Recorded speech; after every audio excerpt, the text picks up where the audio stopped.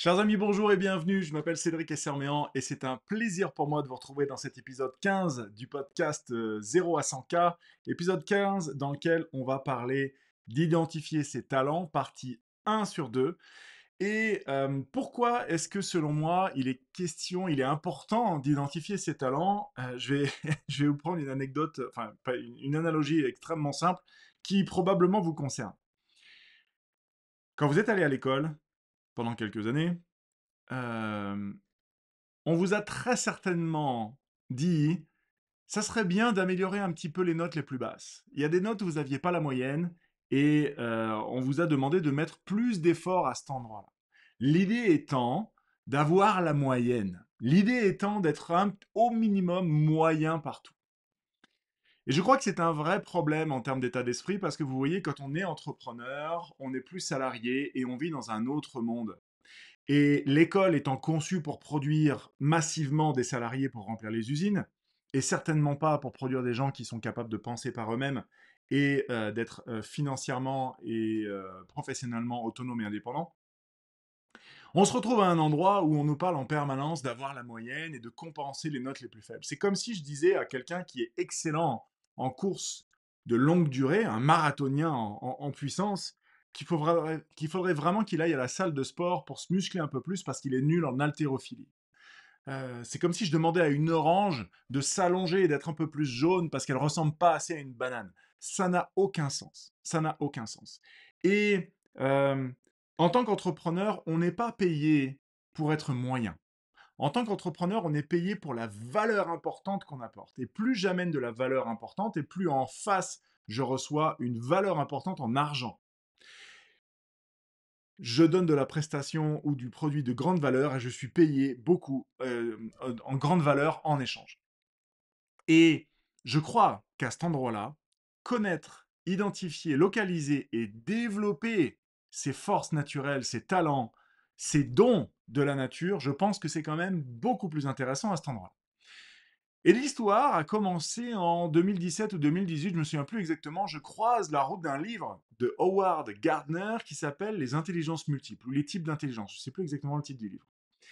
Et je découvre avec stupéfaction qu'il y a 8 façons d'être intelligent. Il y a 8 types d'intelligence et que l'école n'en développe que 2. Le linguistique et la logique, c'est-à-dire les langues et les sciences. Euh, Autrement dit, 2 sur 4, ça veut dire que 2 sur 8, ça veut dire qu'on a 3 chances sur 4. 6 chances sur 8, 3 chances sur 4 d'être intelligent tout en ayant des notes dégueulasses à l'école. Ça veut dire qu'on passe notre enfance à se faire dire qu'on n'arrivera à rien dans la vie et qu'on est nul parce qu'on a des mauvais résultats scolaires. Et je me rappelle de cette histoire où j'ai un jeune qui me dit « Monsieur, comment est-ce qu'on fait pour être intelligent ?» J'avais envie de le prendre dans mes bras, ce petit jeune-là, parce que je me disais « Mais bordel, quel est l'imbécile? Qui sont les imbéciles qui lui ont fait croire que ce n'était pas déjà le cas ?» Et c'est probablement à cet endroit-là, c'est probablement parce que les résultats scolaires sont pas bons, alors je me juge comme étant pas intelligent, sauf que l'école ne développe que 2 intelligences sur 8. Vous vous rendez compte un peu le drame. Donc, j'ai trouvé extrêmement intelligent, en l'occurrence, de comprendre quels étaient les différents types d'intelligence. Et puis 2021, je croise la route d'un autre gars, d'un Français, Sacha Lacoste, qui est formé non seulement aux intelligences multiples, mais aux natures multiples. Et il commence à m'expliquer l'existence des natures multiples qui viennent idéalement compléter les intelligences multiples. Et là, je suis absolument fasciné par l'intelligence de ce qu'il me raconte, mais aussi par le gars en question. Et donc, je démarre une formation sur les natures et intelligences multiples avec Sacha Lacoste au printemps 2023. J'ai adoré non seulement la formation, le bonhomme, etc. Et en l'occurrence, si vraiment vous voulez vous former à ça pour accompagner des gens à développer et à identifier leurs propres talents, je ne peux que vous recommander chaudement Sacha Lacoste, qui est un Français. Trouvez-le sur Internet et vous verrez que ce qu'il propose est assez brillant. Et donc, la différence entre les natures et les intelligences, c'est quoi? Les natures sont des potentiels, des tendances, comme un réservoir. Je vais vous l'écrire pour ceux qui sont en vidéo avec moi. Pour nos amis qui sont sur le podcast audio, ça ne change rien. Donc, les natures multiples sont des potentiels, un petit peu comme des réservoirs, si vous voulez.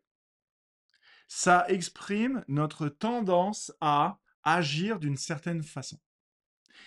Alors que les intelligences multiples, ici, c'est les canaux d'expression de ces potentiels.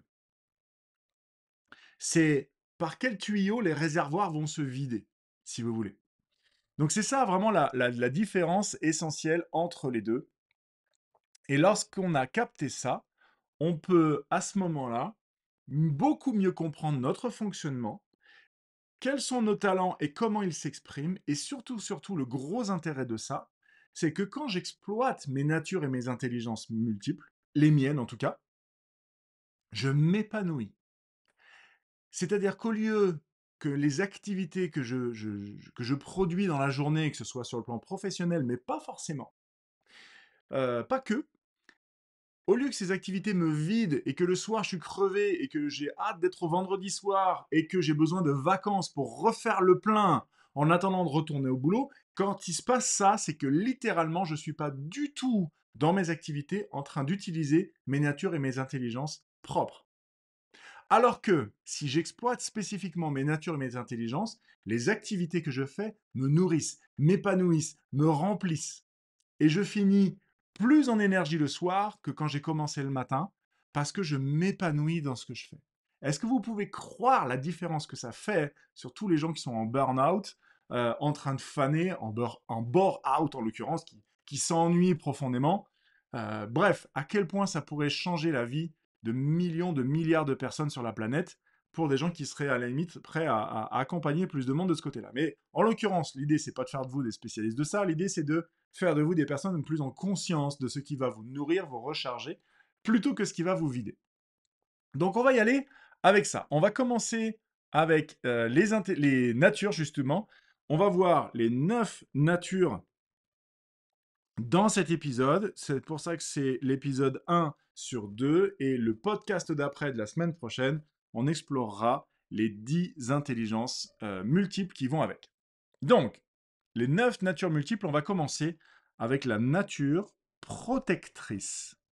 La nature protectrice est un potentiel, une tendance à réservoir. Vous vous souvenez, on est là-dessus. Hein. On n'est pas sur les moyens ou sur les canaux d'expression. C'est quelque chose dans lequel je vais naturellement avoir l'élan naturel, mais c'est sans y réfléchir, sans même y penser, ça se présente tout seul. À préserver, protéger, vous allez vous en douter parce que c'est une nature protectrice, ça parle aussi de prendre soin, mais de façon préventive. On est surtout sur du préventif. On protège. On évite que ça soit abîmé. Donc, par exemple, il va y avoir évidemment la protection et la préservation de tout ce qui est nature. Donc, tous les gens qui ont cet élan de prendre soin de la nature. Et quand je dis la nature, je parle du vivant en général. Donc, ça peut être les plantes, les animaux, les océans, les humains, les insectes, ce que vous voulez. Mais je me rappelle aussi d'Elisa. Elisa, quand elle avait fait une séance avec moi il y a 2 ans, elle était en quête de ça. Et donc, ce qu'on avait découvert, c'est qu'elle avait vraiment cette nature de prendre soin, mais pas comme infirmière. C'était prendre soin plutôt dans les métiers de l'hospitalité, dans l'accueil d'un hôtel 5 étoiles, si vous voulez, par exemple. Donc, on est vraiment sur prendre soin en préventif. Vous voyez, ce qu'on vit dans un hôtel haut de gamme, c'est, ou dans le Club Med par exemple, les gens prennent soin de nous, mais de façon préventive, pas parce qu'on va pas bien, mais c'est pour améliorer le confort, la qualité de l'expérience, etc. Donc, Elisa a effectivement fini par prendre conscience de l'évidence, et l'idée c'est de prendre soin des gens dans un contexte d'hospitalité, en l'occurrence, puisque c'est une jeune fille qui avait 16 ou 17 ans à l'époque. Voilà, donc ça c'est la nature protectrice. L'intelligence suivante, c'est la nature éducative. Vous allez vous douter que la nature éducative parle d'enseigner. Elle parle d'enseigner, elle parle de transmettre, elle parle d'expliquer. Et ça n'a pas besoin de faire de vous forcément des profs. Donc évidemment qu'il y a l'enseignement, mais ça veut aussi dire peut-être que vous avez beaucoup de patience avec les enfants. Parce que vous savez prendre le temps d'expliquer comment on fait ses lacets de chaussures. Et que ça ne vous saoule pas d'avoir à accompagner un petit gamin sur apprendre à faire ses lacets de chaussures tout seul. Donc c'est transmettre, enseigner, expliquer. Et tout au long de ce podcast, de celui-ci et du prochain, je vous invite vraiment à vous dire, OK, en quoi ça parle de mon passé, de mon enfance, ou comme j'étais en tant que jeune adulte, à quel endroit j'ai fait l'expérience de prendre soin à l'avance, ou de prendre le temps de transmettre et d'enseigner, parce que ça me faisait du bien, parce que ça m'appelait, parce que c'était naturel pour moi de le faire, et que je ne me suis pas forcé. C'est là où vous allez beaucoup plus identifier vos natures. La nature suivante, c'est la nature organisatrice. Alors ici, sur la nature organisatrice, on parle de coordonner, on parle de prévoir, on parle d'anticiper. Je vous prends un exemple très simple. Quand mon grand-père maternel est décédé, sa femme était décédée avant lui, il y avait donc tout un héritage à préparer. Et essentiellement au niveau de qu'est-ce qui est légué de tout ce qu'il y a dans la maison. Et mon grand-père avait non seulement sa maison, la piscine, la cabane de jardin, parce qu'il avait une maison avec du terrain, mais il y avait aussi tout son garage, avec plein de choses dedans, des outils, de la visserie, de la quincaillerie, des trucs de bricoleur, des anciens quoi. Mon oncle Jean-Luc a fait un tableau Excel exhaustif où il a tout compté à la vis près. Absolument tout. Parce que instinctivement, mon oncle Jean-Luc a cette nature organisatrice, et donc il n'était pas question que sur les 4 enfants, il y en ait un qui soit lésé à la vis près. Donc il avait fait aussi des estimations de valeur de chaque chose, c'était complètement fou. Le niveau de précision, il avait prévu et anticipé que chaque chose soit bien redistribuée exactement pareil. Donc il se trouve qu'il travaillait dans une usine de roulement à billes, etc. Donc il y a des chances que son métier était lié à ça. Mais vous voyez que parfois, les exemples les plus significatifs de l'expression d'une nature sont pas forcément dans le métier, mais dans quelque chose que quelqu'un va faire un jour parce qu'il va avoir cet élan spontané et volontaire. Je poursuis avec ça. On va sur maintenant la nature. Je reprends mes billes après l'organisatrice. Donc, c'était mon oncle Jean-Luc. La nature créative. La nature créative, vous allez vous douter ici aussi que on va parler de créer, on va parler d'imaginer, on va parler d'inventer et on va parler d'art, bien sûr, mais pas que. Toutefois, donc tout ce qui est à propos de créer à partir de rien. Euh, Ça peut être un projet, ça peut être de la matière, ça peut être de l'organisation, ça peut être, mais c'est créer à partir de rien. Ça peut être des process, et encore une fois, tous ceux et celles qui se sont déjà impliqués dans des activités associatives, vous avez probablement naturellement proposé votre aide à des endroits où vous aviez des natures qui pouvaient aller s'exprimer, et ça vous a fait du bien de participer à cet endroit-là, et vous êtes senti valorisé, et vous avez senti que vous apportiez de la valeur à cet endroit-là. Je vous prends un exemple extrêmement récent. On est chez mes parents en ce moment et pour quelques semaines, et ma maman a voulu repeindre les toilettes. Donc ils ont tout démonté, ils ont repeint les murs, etc. Et ma fille aînée, qui a justement cette nature créative, a proposé de faire un dessin sur tout un mur, donc sur toute la hauteur, dessiner des arbres, etc. Elle a fait un modèle sur la tablette, elle leur a montré, elle a validé ça avec mes parents, et donc elle a commencé au crayon à dessiner les contours des arbres, et puis là elle va y aller avec la peinture, etc.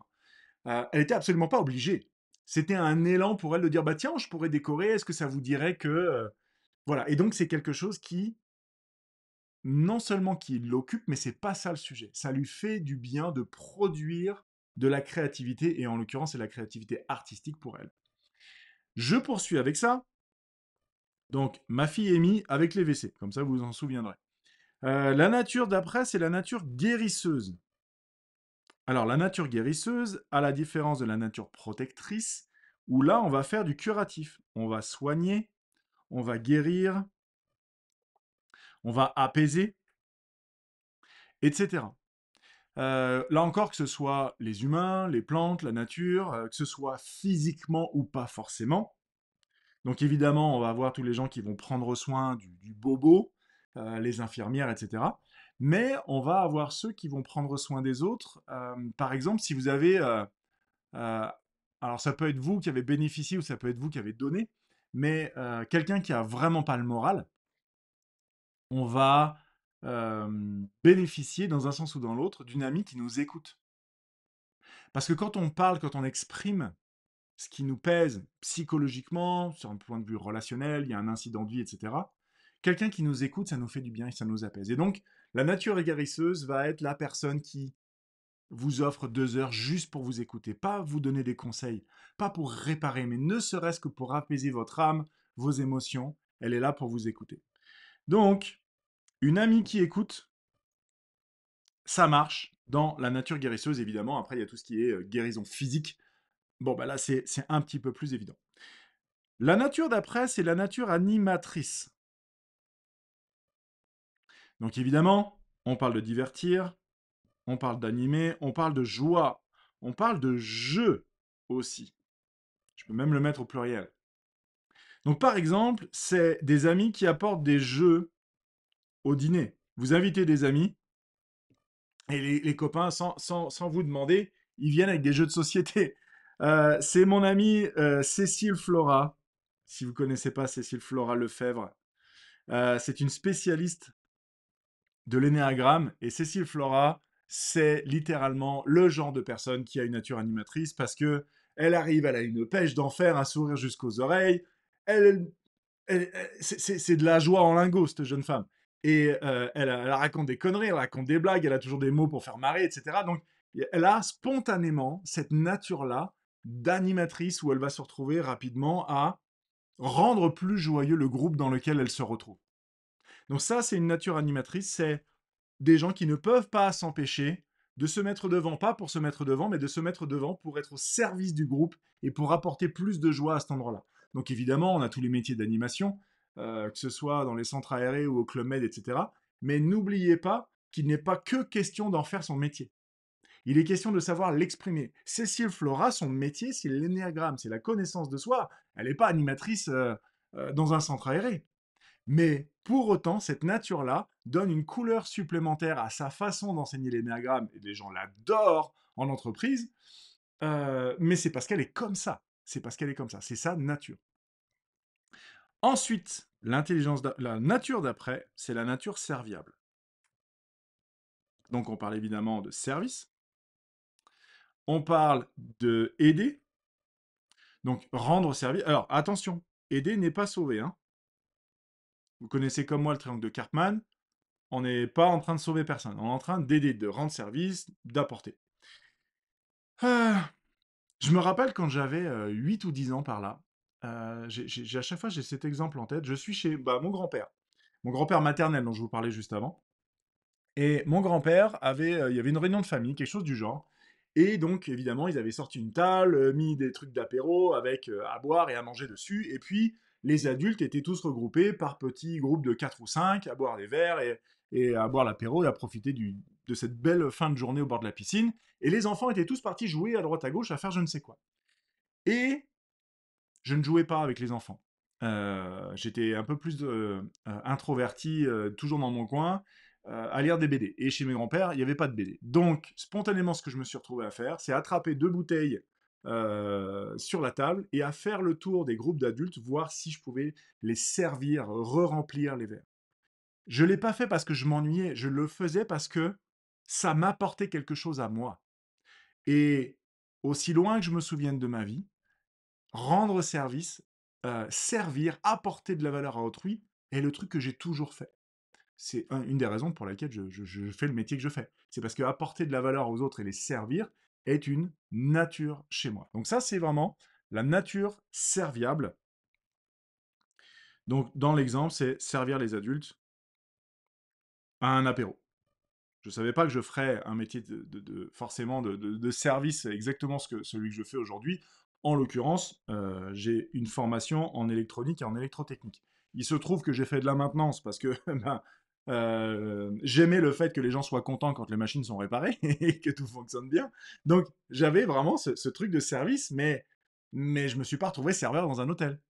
Vous voyez donc, c'est toujours des activités, mais qui prennent une forme ou une autre, et il faut savoir voir au-delà du métier typique et quasiment comment on appelle ça, métaphorique et exagéré. Vous voyez ce que je veux dire? Ok, la nature suivante, c'est la nature entrepreneuriale.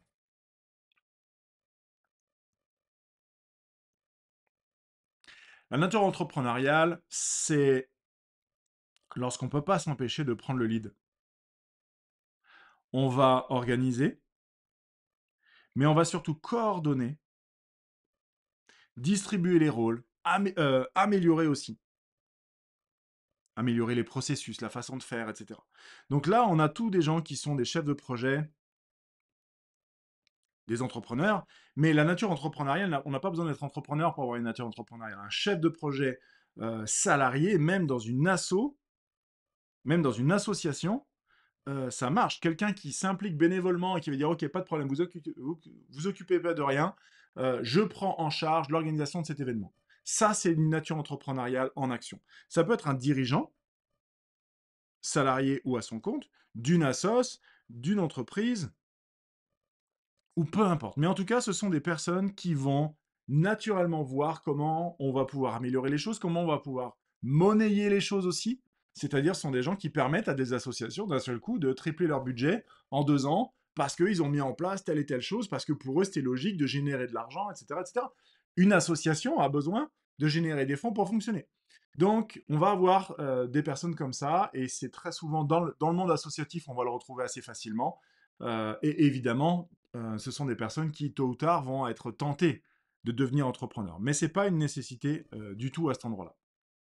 Ok, je pense qu'on arrive au bout des 9. Exactement, la 9e nature, c'est la nature aventurière. La nature aventurière, en fait, c'est quand on aime tout ce qui est nouveau. On va aimer découvrir, on va aimer tenter des trucs, on va aimer prendre des risques, parce qu'on tente des trucs nouveaux. Donc, ça veut dire, on aime voyager, certes, mais par exemple, la cuisine.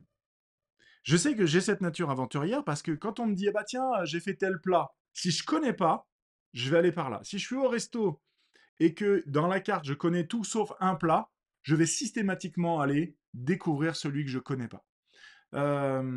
C'est une nature aventurière. Ça peut paraître extrêmement trivial, mais le but n'est pas de devenir Indiana Jones avec une nature aventurière. C'est simplement que j'ai le goût de la nouveauté, de la variation, de la prise de risque aussi, parce que je pourrais payer un plat au resto que j'aime pas. Mais les gens qui n'ont pas la nature aventurière vont rester dans ce qu'ils connaissent pour être sûrs. Quelqu'un qui a une nature aventurière va dire bah, je tente et puis je verrai bien. Il n'a pas peur de se tromper, il n'a pas peur de découvrir, il n'a pas peur d'être surpris. C'est un petit peu comme ça que nous, on est partis en tour du monde, avec ma femme et mes 2 filles, nos valises et 2 ordis avec notre entreprise, en disant on est parti pour à peu près un an, avec un aller simple pour la Croatie et 2 semaines de Airbnb. Et c'est tout. Et c'est tout. On ne s'est pas posé la question plus loin que ça, parce que notre nature aventurière a fait qu'on on y va, on tente. Et puis, on verra bien. Et pour une nature aventurière, on verra bien, bah, ça marche. Il y a ceux qui ont besoin de tout organiser et de planifier à l'avance, qui vont avoir besoin de créer de la sécurité. Mais là encore, ça ne s'oppose pas forcément. C'est pas parce que j'ai une nature aventurière que je n'ai pas la nature organisatrice. Vous imaginez bien qu'un an de tour du monde, 14 mois, 13 pays, puisqu'on est revenu l'été dernier, ça s'organise. Donc on a forcément une nature organisatrice. Évidemment, dans tout ça, ne réfléchissez pas en mode binaire. C'est pas parce que j'ai un truc que je l'ai à fond et que si je l'ai pas trop, je l'ai pas du tout. On a un score de 0 à 10 dans chacun. Il y en a qui sont plus forts que d'autres. Donc c'est pas soit je l'ai, soit je l'ai pas, 0 ou 10 scores. Voilà. Donc ça, c'était pour l'épisode 15. On a vu les natures multiples. Dans l'épisode 16 du podcast, on verra les intelligences multiples. En attendant, moi, ce que je vous recommande vivement, c'est de réécouter ce podcast, de mettre pause entre chacune des natures et de prendre 5 à 10 minutes entre chaque pour à chaque fois vous poser la question, est-ce que je peux trouver des exemples dans mon enfance ou en tant que jeune adulte qui fait que j'ai exprimé cette nature-là, plus ou moins, énormément ou pas du tout, et vous pouvez éventuellement vous mettre un score sur 10 sur chacune de ces natures, et ça va vous permettre de dire, ah ouais, là, mais effectivement, il y a ça qui est plutôt présent chez moi. Et donc, lorsque vous avez noté vos natures et repéré les natures les plus présentes, toutes celles qui sont à 6 et plus, disons, je vous invite à consciemment, intentionnellement chercher à les nourrir, que ce soit dans votre activité professionnelle, dans vos activités personnelles, que ce soit avec votre famille, mais dans chacun de ces trois domaines, pro, perso, famille, essayez de voir à quel endroit vous allez pouvoir nourrir intentionnellement ces natures-là qui ont besoin d'être exprimées. Et ça va vous assurer beaucoup plus d'épanouissement, que ce soit personnel et ou professionnel, mais surtout pas que professionnel. Donc, je vous rappelle que le prochain podcast, ça sera le 16. On parlera de toutes les intelligences multiples pour idéalement compléter ce qu'on vient de voir dans ce podcast ici. Je vous rappelle que ça sera un grand plaisir pour moi de répondre à vos questions en commentaire et aussi de lire ce qui a été votre plus grande découverte, la pépite, la prise de conscience du jour. Mettez-moi ça en commentaire en dessous, ça me fera grand plaisir de vous lire et de vous répondre. Je vous dis, prenez bien soin de vous les amis, et on se retrouve bientôt pour les podcasts d'après, le numéro 16. Ciao!